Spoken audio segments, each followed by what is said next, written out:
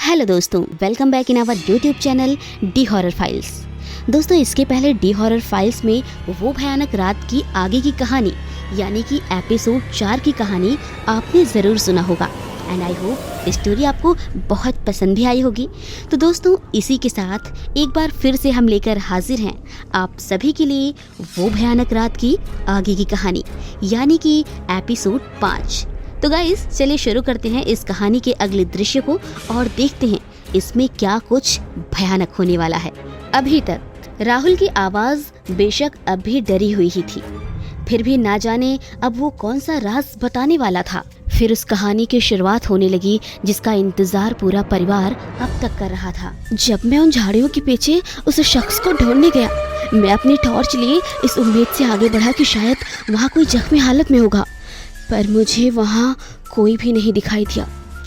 एक पल के लिए मुझे ये भी लगा कि शायद वो कोई इंसान ना हो, कोई जानवर भी तो हो सकता है जो कार से जख्मी होकर जंगल में चला आया हो। लेकिन वो जानवर हो या इंसान, उसे भी मदद चाहिए होगी। इसी उम्मीद के साथ मैं झाड़ियों से आगे निकला तो मुझे काले और घने जंगल के सिवाय कुछ भी नहीं दिखाई दिया। मैंने वहाँ आवाज़ लगाई, कोई है? कोई है वहाँ? हेलो, क्या मुझे कोई सुन पा रहा है? हेलो, क्या कोई वहाँ है? कोई है वहाँ? हेलो, क्या कोई मुझे सुन पा रहा है? मैं आपकी मदद करना चाहता हूँ, अगर आप वहाँ हैं तो प्लीज जवाब दीजिए। लेकिन मुझे कोई भी जवाब नहीं मिला।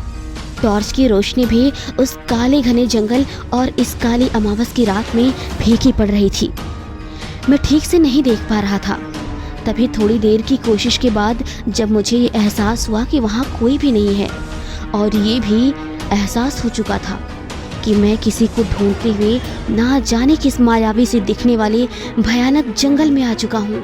और साथ ही ये भी एहसास मेरे दिल को हो चुका था कि अगर कोई जानवर ही होता तो इतनी दूर जंगल में कैसे जख्मी हालत में आ सकता था। इसी एहसास के साथ मैं वापस आने के लिए मुड़ा ही था कि तभी कुछ हल्की सी आवाज़ मेरे कानों में आई। मैं पीछे मुड़ा पर वहाँ कोई भी नहीं था। मैंने फिर एक बार आवाज़ लगाई, तभी मुझे किसी के रोने की आवाज़ आई। मुझे अब तक इस बात का पूरा यकीन हो गया था कि कोई हमारी कार से अवश्य टकराया था। मैं तेज़ी से अपनी टॉर्च लिए उस तरफ बढ़ता जा रहा था। थोड़ी दूर जंगल में चलने के बाद मैंने देखा इतना कहते ही राहुल की आवाज़ में जैसे एक अजीब सा डर थरथरा रहा था और आवाज़ जैसे रुक सी गई। कार अब भी संग्राम सिंह सरपट भगा रहे थे। क्या देखा बेटा? कौन था वहाँ? अर्चना ने पूछा। मम्मी, वहाँ एक पेड़ के नीचे कोई बैठा हुआ था। कुछ देर सांस रोकने के बाद राहुल ने आगे बताया। कौन बैठा था वहाँ? गीता ने पूछा, जो अब पूरी तरह डर रही थी। ये तो मुझे ठीक से दिखाई नहीं दिया वो कौन था, क्योंकि जब मैं पास पहुँचा तो देखा एक पेड़ के पीछे कोई बैठा रो रहा था। अब मुझे समझ में आ गया था कि वो किसी औरत की रोने की आवाज़ थी। मैं बहुत हैरान हुआ कि आखिर एक औरत इस भयानक जंगल में बैठी क्यों रो रही है, और अगर वाकई वो हमारी कार से टकराकर घायल हुई थी तो वो सड़क से इतनी दूर इस जंगल में कैसे आ गई थी? क्या तुमने उससे बात किया? और अगर उसे मदद चाहिए थी तो तुमने हमें वहाँ से कार भगाने को क्यों कहा बेटा? संग्राम सिंह ने पूछा, जो कि कार चलाने के साथ साथ राहुल की बात भी गौर से सुन रहे थे। और उनको अब इस बात का एहसास हुआ कि राहुल को जंगल में किसी की मदद के लिए भेजा था। खैर, उस भयानक डर के कारण सभी उस बात को लगभग भूल चुके थे। पापा, जब मैं उस पेड़ के पीछे गया तो और भी हैरान हो गया। मैं बिल्कुल भौचक्का रह गया ये देखकर कि वहाँ पर वो एक बूढ़ी औरत थी और उसकी गोद में एक छोटा सा बच्चा था। मैं उनके पास गया और देखा वो बच्चा बेहोश था और जब मैंने टॉर्च से उसे देखा तो पता चला उसके सिर से खून आ रहा था। मैं बहुत घबरा गया था। बच्चा बहुत ही मासूम लग रहा था, पर वो शायद बेहोश था। बूढ़ी औरत उसके माथे पर हाथ फेरे जा रही थी।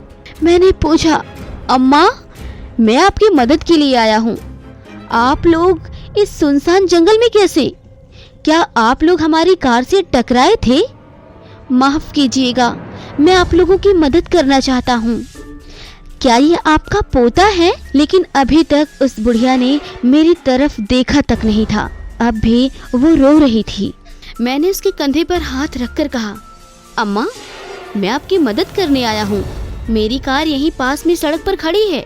हमें जल्दी से इसे हॉस्पिटल ले जाना होगा। पूरा जंगल एक अजीब सी आवाज से गूंज रहा था, जिसका अंदाजा लगाना मुश्किल था कि वो सब क्यों और क्या था। मैं उससे बात करने की कोशिश कर रहा था, लेकिन वो जैसे मुझे देख ही नहीं रही थी या मुझे जानबूझकर नज़रअंदाज कर रही थी। जबकि मैं बड़ा हैरान था कि भला इस घने जंगल में कौन मदद नहीं चाहेगा। फिर आखिर ये बुढ़िया क्यों खामोश थी? तभी उसके रोने की आवाज़ खत्म हुई और जैसे ऐसा लगा पूरा जंगल उसके रोने की आवाज़ के चुप होते ही एकदम शांत हो चुका था। ये पल इतना डरावना लग रहा था कि मैं अपने आप को बड़ी मुश्किल से संभाल रहा था। फिर उस बूढ़ी औरत ने बिना मेरी तरफ देखे खौफनाक ढंग से कहा, तुम लोगों ने हमारे साथ ऐसा क्यों किया? क्या बिगाड़ा था हमने? क्या बिगाड़ा था हमने तुम्हारा? मैं बहुत घबराया हुआ था। माफ कीजिएगा, दरअसल गलती मेरी ही है। कार मैं ही चला रहा था और ये सब कैसे हुआ मैं खुद समझ नहीं पाया। मैं अपनी गलती के लिए बहुत शर्मिंदा हूँ। मुझे आप लोगों की मदद करने दीजिए। मैं अपने परिवार के साथ एक पार्टी से लौट रहा था और ये हादसा हो गया। मैंने उन्हें जवाब दिया और माफ़ी भी मांगी। तुम बड़े लोग कार ऐसे ही चलाते हो कि हम जैसे गरीब लोग तुम्हें दिखाई नहीं देते हैं। मेरा इस दुनिया में मेरे पोते सोनू के अलावा कोई नहीं था। अब ये भी नहीं रहा। और वो रोने लगी। अम्मा, ये जिंदा है। मैंने उसकी सांस चक्की और वो चल रही थी, पर लग रहा था खून ज़्यादा बह गया था। उस बच्चे के सिर पर भी गहरी चोट थी, जिससे अब भी खून बह रहा था। अम्मा, खून ज़्यादा बहने के कारण ये बेहोश है। आप जल्दी चलिए, इसे हॉस्पिटल ले चलते हैं। कुछ नहीं होगा इसको, मैं वादा करता हूँ, मेरा विश्वास कीजिए। मैं बड़े ही हिम्मत के साथ बोल रहा था।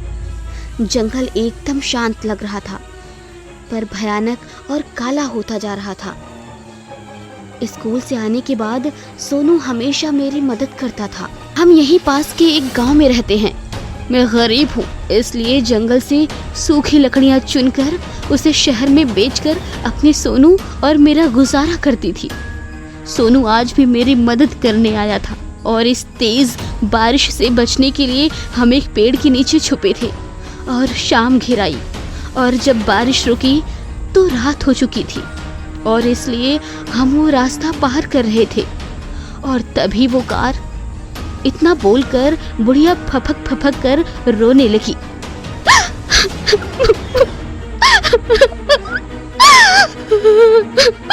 उस बूढ़ी औरत के शब्दों में जितना दर्द था उतनी ही अजीब सी भयानकता भी जाने क्यों लग रही थी। मैं माफी मांगता हूँ, आप लोग प्लीज चलिए, मेरी कार यहीं पास में है, मैं आपकी मदद। 1 मिनट। अचानक मेरे दिमाग में ये विचार कौंधा कि आज सुबह से कोई बारिश नहीं हुई थी और आज तो क्या बल्कि कई दिनों से बारिश हुई ही नहीं थी। इस ठंड के मौसम में बारिश भला कैसे? मैं हैरान था। और अगर इस जंगल में बारिश हुई होती तो सड़क गीली होती, पर ना तो जंगल गीला था और ना ही सड़क। मैंने उस बुढ़िया से पूछा, अम्मा, आज तो कोई बारिश नहीं हुई, आप कैसी बातें कर रही हैं? ध्यान से देखो अपने चारों तरफ। और तभी मेरे सिर पर पानी की बूंद गिरी। मैं हड़बड़ा गया।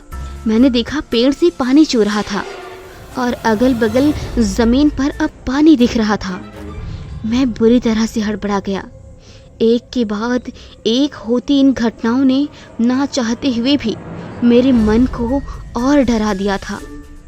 मुझे ऐसा लग रहा था मैं किसी सपने में हूँ, पर मैं जान चुका था वो सपना नहीं, हकीकत था, हकीकत। दोस्तों इस एपिसोड में यहीं तक।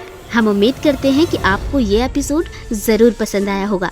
दोस्तों अगला एपिसोड आने तक आप हमारा इंतज़ार ज़रूर करिएगा।